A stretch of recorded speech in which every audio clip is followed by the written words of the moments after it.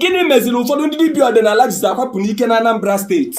Ịma na atụ ilu nkịrịka nkata ebe agadi nọ, agadi anọgharịa maka na ọkụkọ ala na-achọ ọsọ bụ ọkụkọ nyụrụ ahụ isi. Ọ pụtara na Soludo asọ ndị dibịa kwụsị ime dibịa ma ọ bụ fa akwalụ ngwongwo fa pụọ na Anambra steeti? Ihe gọvanọ Soludo kwuru ma tie ka iwu bụ na onye dibịa ọdịnala ọbụla ga-eje nala satifiketi n'aka onye isi obodo ebe ọ na-eme dibịa ka ọ bụrụ ihe akaebe na-egosi na obodo nyere dibịa ahụ nkwado ime dibịa n'ụzọ ọdịnala. Iwu a ga-enye aka arụchapụ aka n'ọka ka mpụ na arụrụ ala bee na Anambra steeti. Gịnị meziri o ji wee bụrụ akwa ọkụkụ tiwara akị n'ọba bụ dibịa nke izizi gọvanọ Soludo gọọmenti kpọrọ iji wee malite ọrụ ịghọchapụ ata n'ọka? Na nghọta nke anyị, ọ bụ ụzọ ihe abụọ mere gọvanọ Soludo gọọmenti jiri kpọọ akwa ọkụkọ ka ọ zara ọnụ ya. Nke mbụ bụ gịnị?